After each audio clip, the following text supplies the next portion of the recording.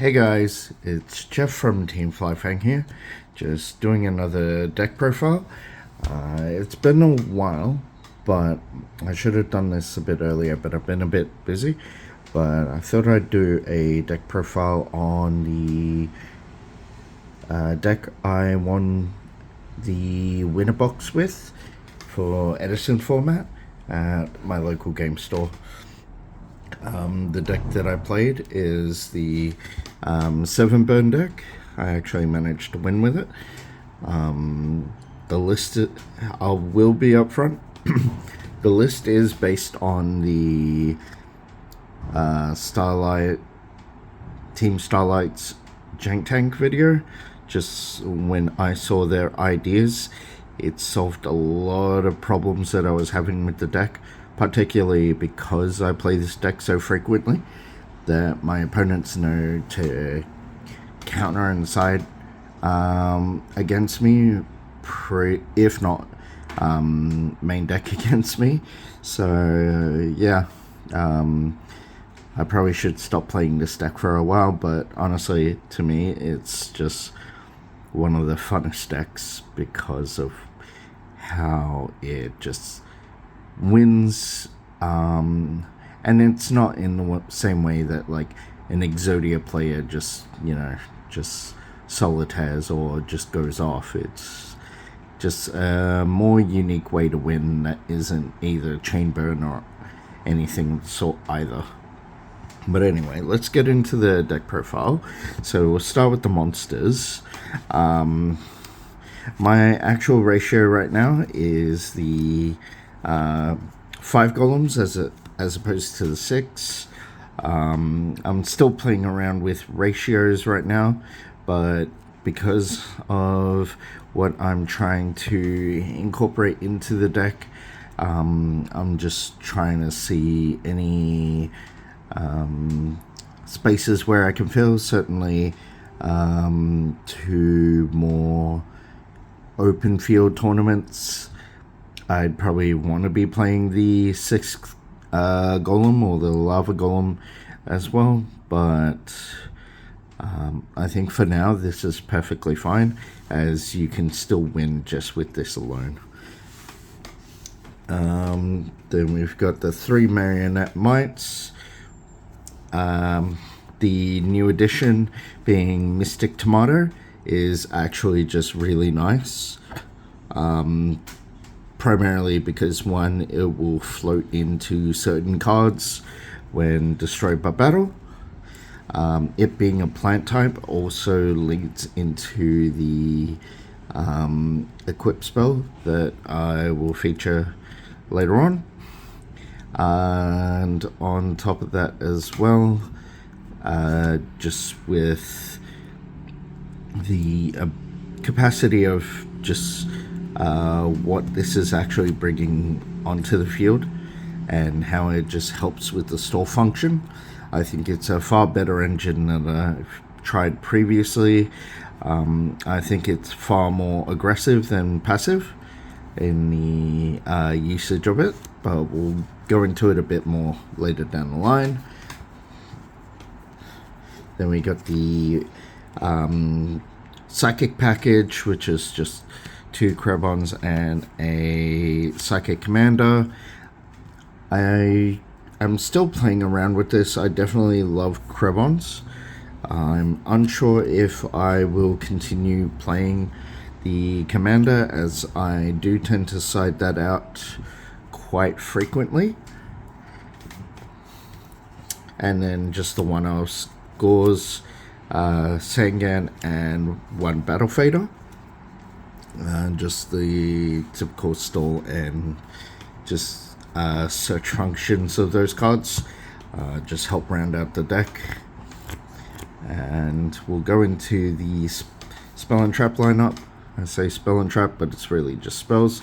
So the 3 Vengeful Servants, the 1 Megamorph, and the Mark of the Rose.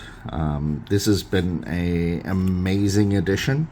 You'll see why later if you haven't seen the Team Starlight's video on this package. The capacity to be able to just have another card that actually that is searchable, that gets you the one of the necessary pieces for your overall game plan, is just been highly invaluable.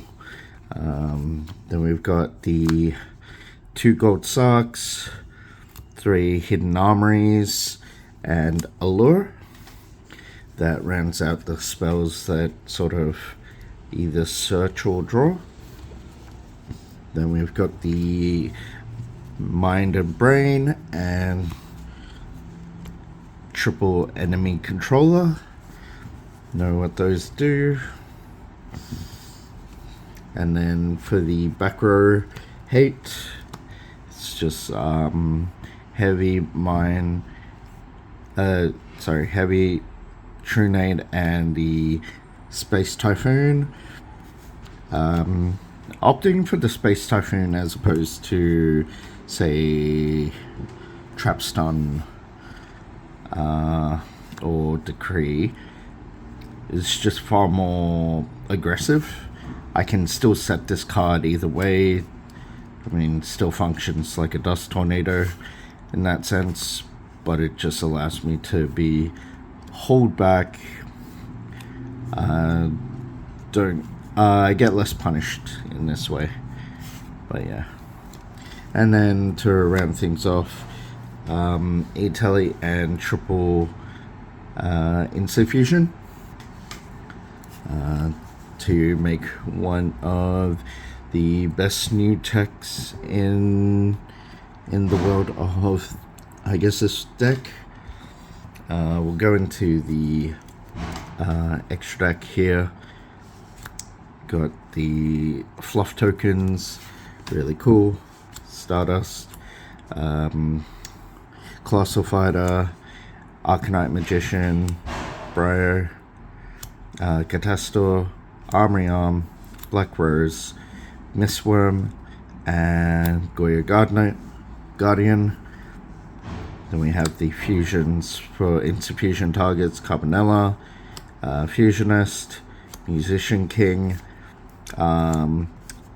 Funny enough, the Mariner.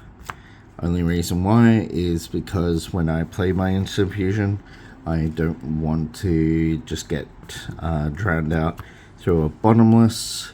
So I want to still be able to synchro into Power Tool.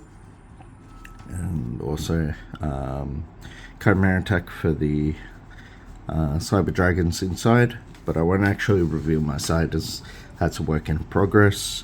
But yeah, with the new techs involved with the psychics, the Insufusions, and the ability to just go into this card is just amazing. It's a huge body on the board, along with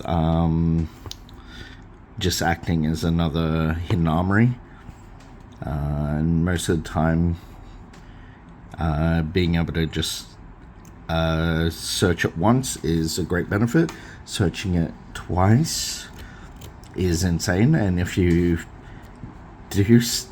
still have the equip cards in the deck, going it for a third time, you're just laughing, honestly. But yeah, so that's the deck profile itself. I'll just kind of run through sort of the things I'm really happy about in terms of these changes. So one, the access, I've just explained why this this just helps immensely. It just pushes so much aggro, which that's kind of what you want to be doing to your opponent. You want to actually be pressuring your opponent, because if you're just stalling till you draw your perfect cards, which it's still a legitimate strategy, but if you're just allowing your opponent to do whatever they want, then they can still beat you. But if you push on the aggression, because you have access to cards like this.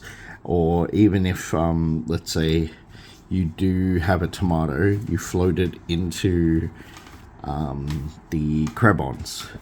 Your store tactic is far more flexible in the way that it helps you net to your goal, because the Crebons themselves will likely be used to go into the instant fusion, or some combination of the grinder golem tokens being used, or just the or just when you take control of your opponent's monster and grinder golem tokens, assuming like a level 4, level 3 monster is out, then you can just make this, and you're just kind of laughing as you just continue your aggression to net. Either you can win with just the one servant, or 2. In most cases, at bare minimum, you'll probably want 2. And the addition with the what a lot of people are now using for the Megamorph, it also gets tricky when people do play it and just not realize this happens retroactively. So you will need to pay attention if, say for example, you are using this to sort of bolster the monster that you intend to burn with.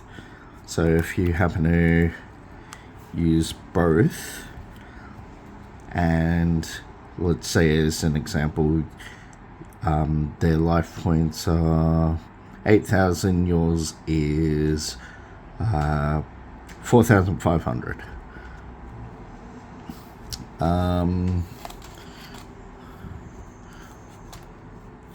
When this gets equipped and then you choose to do the burning, the first burn will be fine, it will be doubled for 6k, but once it's now to the 2k, it'll actually be halved. So that means it'll only do a total of 7.5, which is not actually lethal. So do have to be wary about it, since this happens retroactively. Other than that,